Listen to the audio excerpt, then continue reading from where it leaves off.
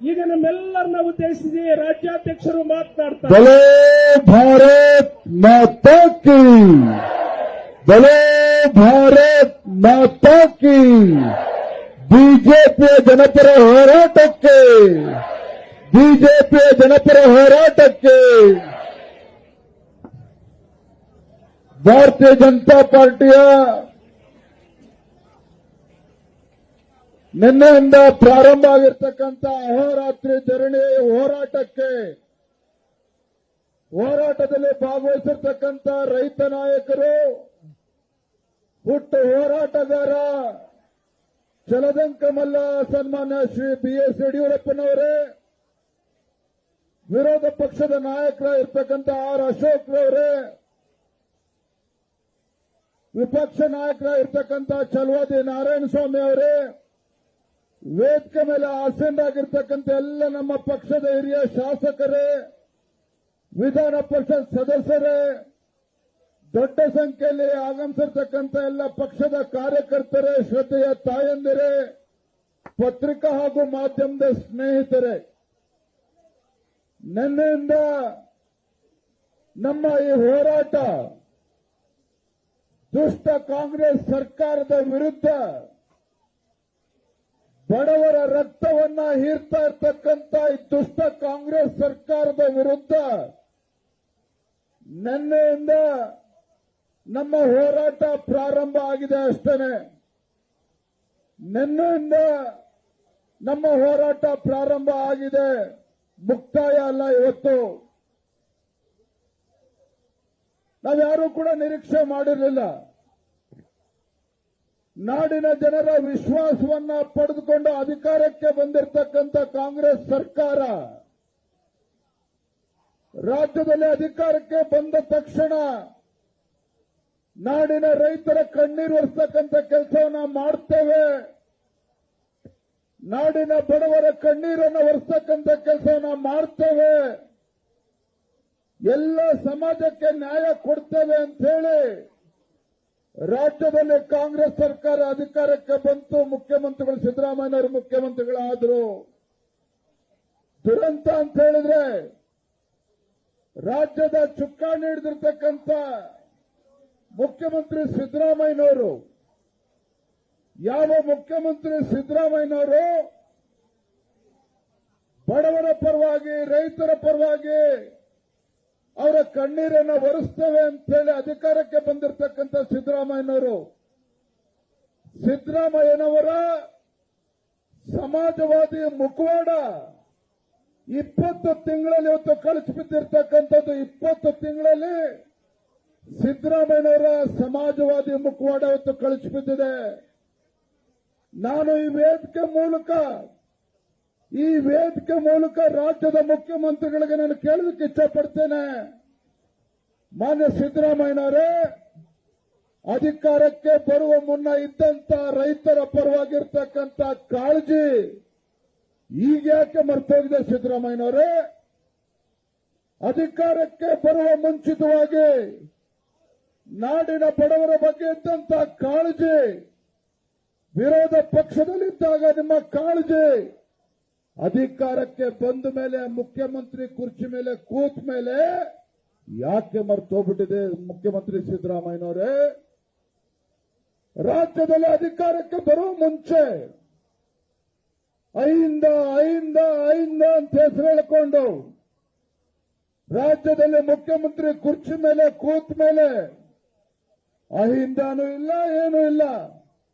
ಎಲ್ಲ ಹಿಂದುಳಿದ ಸಮಾಜಗಳನ್ನ ತುಳಿದು ರಾಜ್ಯದಲ್ಲಿರ್ತಕ್ಕಂಥ ಎಲ್ಲ ಕಾಯಕ ಸಮುದಾಯಗಳಿಗೆ ಅನ್ಯಾಯ ಮಾಡಿ, ನೇಕಾರ ಸಮಾಜ ಇರ್ಬೋದು, ಮಡಿವಾಳರು ಇರ್ಬೋದು, ಸವಿತಾ ಸಮಾಜ ಇರ್ಬೋದು, ಹಡಪದ ಅಪ್ಪಣ್ಣ ಸಮಾಜ ಇರ್ಬೋದು, ಮೀನುಗಾರ ಇರ್ಬೋದು, ಈಡಿಗ ಸಮಾಜ ಇರ್ಬೋದು, ರಾಜ್ಯದ ಎಲ್ಲ ಹಿಂದುಳಿದ ಸಮಾಜಗಳನ್ನ ಮರೆತು ಅವರ ಬದುಕನ್ನ ಕಟ್ಕೊಡ್ತಕ್ಕಂಥ ಕೆಲಸ ಸಿದ್ದರಾಮಯ್ಯನವರು ನೀವು ಮಾಡಲಿಲ್ಲ. ನೀವು ಮುಖ್ಯಮಂತ್ರಿಗಳಾದ್ಮೇಲೆ ಎಲ್ಲ ಪರಿಷ್ಠ ಜಾತಿ, ಪರಿಷ್ಠ ಪಂಗಡವನ್ನು ಕೂಡ ಮರೆತ್ರೆ, ಹಿಂದುಳಿದ ಸಮುದಾಯಗಳನ್ನು ಕೂಡ ಅವ್ರಿಗೂ ಕೂಡ ಅನ್ಯಾಯ ಮಾಡಿದ್ರೆ, ಕೇವಲ ಮುಸಲ್ಮಾನರಿಂದ ಹೋಗ್ತಕ್ಕಂಥ ಕೆಲಸ ಮಾಡ್ತಾ ಇದ್ದೀರಿ. ಹಿಂದೂಗಳಿಗೆ ಅವಮಾನ ಮಾಡ್ತಾ ಇದ್ದೀರಿ. ರಾಜ್ಯದಲ್ಲಿ ಅಭಿವೃದ್ಧಿ ಕೆಲಸ ಅಂತಕ್ಕಂಥದ್ದು ಏನೂ ಕೂಡ ಮಾಡ್ತಾ ಇಲ್ಲ.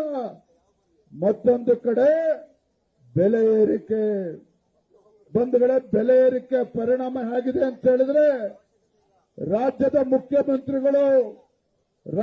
ಮುಖ್ಯಮಂತ್ರಿಗಳವರ ಮಂತ್ರಿಮಂಡಲದ ಏನಾರ ರಾಜ್ಯ ಪ್ರವಾಸಕ್ಕೆ ಹೊರಟ್ರೆ ಪರಿಣಾಮ ಏನಾಗ್ತದೆ ಅಂತ ಹೇಳಿದ್ರೆ ರಾಜ್ಯದಲ್ಲಿರ್ತಕ್ಕಂಥ ಬಡವರು, ರೈತರು ಬಡಗಿ ತಗೊಂಡು ಅಟ್ಟಿಸ್ಕೊಂಡು ಹೋಗ್ತಾರೆ. ಮುಖ್ಯಮಂತ್ರಿಗಳಿಗೆ, ಮಂತ್ರಿಮಂಡಲಕ್ಕೆ ಬಡಗಿ ತಗೊಂಡು ಹೋಗ್ತಾರೆ. ಅಂತ ಪರಿಸ್ಥಿತಿ ನಿರ್ಮಾಣ ಆಗಿದೆ. ನೆನ್ನೆ ಅದಕ್ಕೆ ಹೇಳ್ತಾ ಇದ್ದೆ ಮುಖ್ಯಮಂತ್ರಿಗಳಿಗೆ. ನೆನ್ನೆ ನಾನು ಮಾತನಾಡ್ತಾ ಹೇಳಿದೆ, ಹಿಂದೆ ರಾಜ ಮಹಾರಾಜರು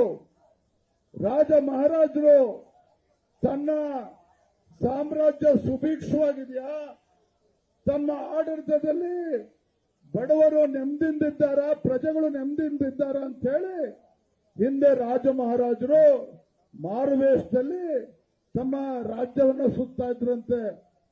ಪ್ರಜೆಗಳ ಸಮಸ್ಯೆ ಏನು ಅಂತೇಳಿ ಅರ್ಥ ಮಾಡ್ಕೊಳ್ತಕ್ಕಂಥ ಪ್ರಯತ್ನ ಮಾಡ್ತಾ ಇದ್ರು. ಪ್ರಜೆಗಳು ಸುಭಿಕ್ಷವಾಗಿದ್ದಾರೆ ಅಂತೇಳಿ ಅರ್ಥ ಮಾಡ್ಕೊಳ್ತಕ್ಕಂಥ ಪ್ರಯತ್ನ ಮಾಡ್ತಾ ಇದ್ರು.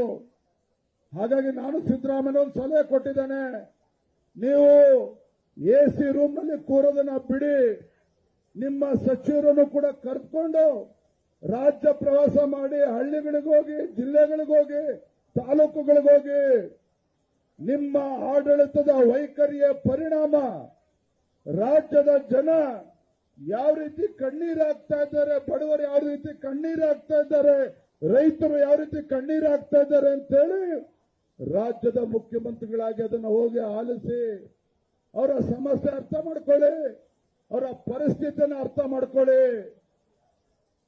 ನನಗೆ ಗೊತ್ತಿದೆ, ಅಧಿಕಾರದ ಅಮಲಿನಲ್ಲಿ ತೇಲ್ತಾ ಇರ್ತಕ್ಕಂಥ ರಾಜ್ಯ ಸರ್ಕಾರ ಇವರಿಗೆ ಬಡವರು ಬೇಡ, ರೈತರು ಬೇಡ, ರಾಜ್ಯದಲ್ಲಿ ಯಾವ ಸಮಾಜಕ್ಕೂ ಕೂಡ ನ್ಯಾಯ ಕೊಡ್ತಕ್ಕಂಥ ಕಾಳಜಿ ಇಲ್ಲ.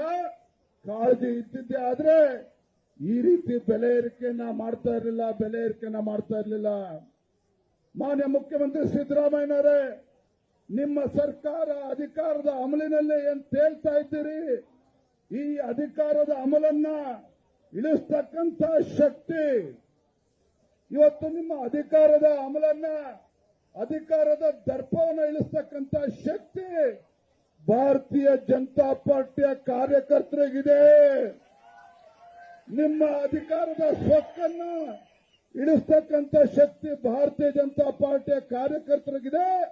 ಯಾವ ಮತದಾರರು ನಿಮಗೆ ಆ ಮುಖ್ಯಮಂತ್ರಿ ಗದ್ದಿಗೆಯಲ್ಲಿ ಕೂರಿಸಿದ್ದಾರೆ, ನಿಮ್ಮ ದರ್ಪವನ್ನು ಇಳಿಸ್ತಕ್ಕಂಥ ಶಕ್ತಿ ಈ ನಾಡಿನ ಮತದಾರರಿಗೂ ಕೂಡ ಇದೆ. ಹಾಗಾಗಿ ಭಾರತೀಯ ಜನತಾ ಪಾರ್ಟಿ ನಾವತ್ತು ತೀರ್ಮಾನ ಮಾಡಿದ್ದೇವೆ, ನಾವೆಲ್ಲ ಮುಖಂಡರು ಸೇರಿ ನಾವು ಭಾರತೀಯ ಜನತಾ ಪಾರ್ಟಿ ಎಲ್ಲ ಮುಖಂಡರು ತೀರ್ಮಾನ ಮಾಡಿದ್ದೇವೆ. ಇಟ್ಟ ಗುರಿ ಮುಂದಿಟ್ಟ ಹೆಜ್ಜೆ, ಹಿಂದೆ ಸರಿತಕ್ಕಂಥ ಪ್ರಶ್ನೆ ಉದ್ಭವ ಇಲ್ಲ, ಹಿಂದೆ ಸರಿತಕ್ಕಂಥ ಪ್ರಶ್ನೆ ಇಲ್ಲ. ನಿನ್ನೆಯಿಂದ ಪ್ರಾರಂಭ ಆಗಿರ್ತಕ್ಕಂಥ ನಮ್ಮ ಅಹೋರಾತ್ರಿ ಧರಣಿ ಇವತ್ತಿಗೆ ಮುಕ್ತಾಯ ಆಗ್ತಾ ಇಲ್ಲ. ಇವತ್ತಿಗೆ ನಮ್ಮ ಹೋರಾಟ ಪ್ರಾರಂಭ ಆಗ್ತಾ ಇದೆ. ಮುಂದೆ ಏಪ್ರಿಲ್ 5ನೇ ತಾರೀಕು, ನಾಡಿದ್ದು ಏಪ್ರಿಲ್ 5ನೇ ತಾರೀಕು ರಾಜ್ಯದ ಪ್ರತಿಯೊಂದು ಜಿಲ್ಲೆ ಕೇಂದ್ರಗಳಲ್ಲಿ, ಎಲ್ಲ ತಾಲೂಕುಗಳಲ್ಲಿ ರಾಜ್ಯ ಸರ್ಕಾರದ ಬೆಲೆ ಏರಿಕೆ ನೀತಿಯ ವಿರುದ್ಧ ನಾವು ಬೃಹತ್ ಹೋರಾಟವನ್ನು ಮಾಡ್ತಾ ಇದ್ದೇವೆ, ಪ್ರತಿಭಟನೆ ಮಾಡ್ತಾ ಇದ್ದೇವೆ. ಏಪ್ರಿಲ್ 7ನೇ ತಾರೀಕಿಂದ ತಾಯಿ ಚಾಮುಂಡೇಶ್ವರಿಯ ಆಶೀರ್ವಾದನ ಪಡೆದುಕೊಂಡು ತಾಯಿ ಚಾಮುಂಡೇಶ್ವರಿಗೆ ಪೂಜೆಯನ್ನ ಸಲ್ಲಿಸಿ ಈ ಭ್ರಷ್ಟ, ದುಷ್ಟ, ಬಡ ವಿರೋಧಿ, ರೈತ ವಿರೋಧಿ ಕಾಂಗ್ರೆಸ್ ಸರ್ಕಾರದ ವಿರುದ್ಧ ಜನಾಕ್ರೋಶ ಯಾತ್ರೆಯನ್ನ ಏಪ್ರಿಲ್ 7ನೇ ತಾರೀಕು ನಾವು ಪ್ರಾರಂಭ ಮಾಡ್ತಾ ಇದ್ದೇವೆ. ಮೈಸೂರಿನಿಂದ ಪ್ರತಿ ಜಿಲ್ಲೆಗೂ ಕೂಡ ಬರ್ತೇವೆ. ನಾನು ಎಲ್ಲ ನಮ್ಮ ಪಕ್ಷದ ಮುಖಂಡರಲ್ಲಿ, ನಮ್ಮ ಅಧ್ಯಕ್ಷರಲ್ಲಿ, ಜಿಲ್ಲೆ ಅಧ್ಯಕ್ಷರಲ್ಲಿ, ಕಾರ್ಯಕರ್ತರಲ್ಲಿ ವಿನಂತಿ ಮಾಡ್ತಕ್ಕಂಥದ್ದು, ವಿರೋಧ ಪಕ್ಷವಾಗಿ ನಮ್ಮ ಕರ್ತವ್ಯ ಇದೆ. ವಿರೋಧ ಪಕ್ಷವಾಗಿ ನಮ್ಮ ಕರ್ತವ್ಯ ಇದೆ. ನಾಡಿನ ಜನ, ಬಡವರು, ರೈತರು ಇವತ್ತು ಕಣ್ಣೀರನ್ನು ಸುರಿಸ್ತಕ್ಕಂಥ ಸಂದರ್ಭದಲ್ಲಿ ಆ ಬಡವರ ಪರವಾಗಿ ಧ್ವನಿಯಾಗಿ, ಆ ರೈತನ ಪರವಾಗಿ ಧ್ವನಿಯಾಗಿ ನಾವು ಈ ರಾಜ್ಯ ಸರ್ಕಾರವನ್ನ ಎಚ್ಚರಿಸ್ತಕ್ಕಂಥ ಕೆಲಸ ಮಾಡಬೇಕಾಗಿದೆ. ರಾಜ್ಯ ಸರ್ಕಾರವನ್ನ ಕಿತ್ತೊಗಿತಕ್ಕಂಥ ಕೆಲಸ ನಾವೆಲ್ಲರೂ ಸೇರಿ ಮಾಡಬೇಕಾಗಿದೆ. ಆ ನಿಟ್ಟಿನಲ್ಲಿ ನಮ್ಮ ಹೋರಾಟ ಈಗಾಗಲೇ ಪ್ರಾರಂಭ ಆಗಿದೆ. ಏಪ್ರಿಲ್ 7ರಂದು ರಾಜ್ಯಾದ್ಯಂತ ಎಲ್ಲ ಜಿಲ್ಲೆಗಳು ಕೂಡ ನಮ್ಮ ಹೋರಾಟ ಮುಟ್ಟುತ್ತೆ. ನಮ್ಮ ಬೇಡಿಕೆಗಳೇನು ಅಂತ ಹೇಳಿದ್ರೆ, ಬೆಲೆ ಏರಿಕೆಯನ್ನ ಹಿಂದೆ ತೆಗೆದುಕೊಳ್ಬೇಕು.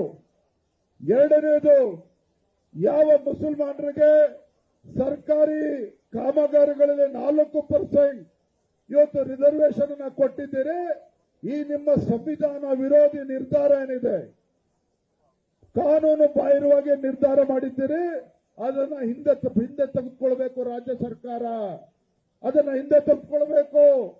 ಕೊನೆಯದಾಗಿ, ಈ ರಾಜ್ಯದಲ್ಲಿ ಪರಿಶಿಷ್ಟ ಜಾತಿ, ಪರಿಶಿಷ್ಟ ಪಂಗಡಗಳ ಸಾಮಾಜಿಕ, ಶೈಕ್ಷಣಿಕ ಅಭಿವೃದ್ಧಿಗೆ ಮೀಸಲಿಟ್ಟಿರ್ತಕ್ಕಂಥ ಹಣವನ್ನ ಏನು ದುರ್ಬಳಕೆ ಮಾಡಿಕೊಂಡಿರ್ತಕ್ಕಂಥ ಕಾಂಗ್ರೆಸ್ ಸರ್ಕಾರ, ಸಿದ್ದರಾಮಯ್ಯ ಸರ್ಕಾರ, ಅದಕ್ಕೆ ನ್ಯಾಯ ಕೊಡಿಸಬೇಕಂತ ಕೆಲಸ ಭಾರತೀಯ ಜನತಾ ಪಾರ್ಟಿ ನಾವು ಮಾಡಬೇಕಾಗಿದೆ ಹೋರಾಟದ ಮುಖೇನ. ಹಾಗಾಗಿ ಇವತ್ತು ನಮ್ಮ ಹೋರಾಟ, ನಾನು ನಿನ್ನೆಯಿಂದ ಪ್ರಾರಂಭ ಆಗಿರ್ತಕ್ಕಂಥ ಈ ಅಹೋರಾತ್ರಿ ಧರಣಿ ಬಹಳ ಯಶಸ್ವಿಯಾಗಿದೆ.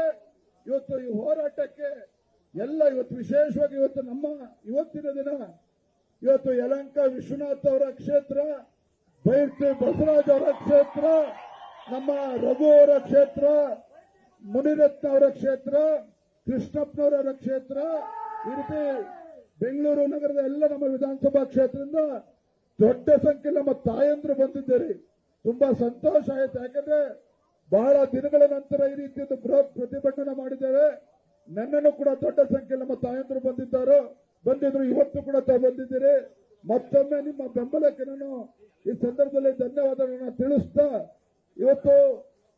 ಇವತ್ತು ಏನೋ ತಾರ್ಕಿಕ ಅಂತ್ಯ ಇವತ್ತಿನ ಹೋರಾಟ ಬಹಳ ಪ್ರಮುಖವಾಗಿರ್ತಕ್ಕಂಥ ಘಟ್ಟಕ್ಕೆ ನಾವು ಬಂದಿದ್ದೇವೆ. ನಾವೆಲ್ಲರೂ ಕೂಡ ನಿಷ್ಠೆ ಮಾಡಿದ್ದೇವೆ. ಇವತ್ತು ಏನು ನಿನ್ನೆಯಿಂದ ಪ್ರಾರಂಭ ಆಗಿರ್ತಕ್ಕಂಥ ಅಹೋರಾತ್ರಿ ಧರಣಿ, ಇವತ್ತು ನಮ್ಮೆಲ್ಲ ಕಾರ್ಯಕರ್ತರು ಇವತ್ತು ಈ ರಾಜ್ಯದ ಬಡವರ ವಿರೋಧಿ, ರೈತ ವಿರೋಧಿ, ಕೂಲಿ ಕಾರ್ಮಿಕರ ವಿರೋಧಿ, ಪರಿಶಿಷ್ಟ ಜಾತಿ, ಪರಿಶಿಷ್ಟ ಪಂಗಡಗಳ ವಿರೋಧಿ ಸರ್ಕಾರದ ರಾಜ್ಯದ ಮುಖ್ಯಮಂತ್ರಿಗಳೇನಿದ್ದಾರೆ, ಆ ಮುಖ್ಯಮಂತ್ರಿಗಳ ಮನೆಗೆ ಮುತ್ತಿಗೆ ಆಗ್ತಕ್ಕಂಥ ಕೆಲಸ ನಾವು ಸೇರಿ ಮಾಡಬೇಕಾಗಿದೆ. ಮುಖ್ಯಮಂತ್ರಿಗಳ ಮನೆಗೆ ಮುತ್ತಿಗೆ ಆಗ್ತಕ್ಕಂಥ ಕೆಲಸ ಮಾಡಬೇಕಾಗಿದೆ. ಮೊದಲು ನಮ್ಮ ತಾಯಂದ್ರು ಎರಡೂ ಭಾಗದಲ್ಲೇನಿದ್ದಾರೆ, ನಮ್ಮ ತಾಯಂದ್ರು ಮುಂಚೂಣಿಯಲ್ಲಿ ಬರಬೇಕಾಗ್ತದೆ. ತಾಯಂದ್ರು ಮುಂದೆ ಹೋಗಿ ಮುಖ್ಯಮಂತ್ರಿ ಮನೆಗೆ ಮುತ್ತಿಗೆ ಆಗ್ತಕ್ಕಂಥ ಕೆಲಸ ಪ್ರಾರಂಭ ಮಾಡ್ತಾರೆ. ನಮ್ಮ ಮುಖಂಡರು ಎಲ್ಲರೂ ಕೂಡ ವೇದಿಕೆ ಮೇಲೆ ಇರಬೇಕು. ತಾಯಂದ್ರು ಮುಂದೆ ಇರಬೇಕು. ನಮ್ಮ ಒಬ್ಬರಿಬ್ರು ಶಾಸಕರ ಜೊತೆಲಿರಬೇಕು. ತಾಯಂದ್ರು ಮುಂದೆ ರಾಮಮೂರ್ತಿ ಅವರು ಈ ಕಡೆ ಬರಬೇಕು. ತದನಂತರದಲ್ಲಿ ಇತರ ನಮ್ಮ ಮುಖಂಡರುಗಳು ಈ ಹೋರಾಟದಲ್ಲಿ ಮುಖ್ಯಮಂತ್ರಿ ಮನೆಗೆ ಮುತ್ತಿಗೆ ಆಗ್ತಕ್ಕಂಥ ಕೆಲಸ ಮಾಡಬೇಕು. ಇವರು ಪಾಠವನ್ನು ಕಲಿಸಬೇಕು ಅಂತ ಹೇಳಿ ನನ್ನ ಮಾತು ಮುಗಿಸ್ತೇನೆ. ಬಲೋ ಭಾರತ್ ಕೆ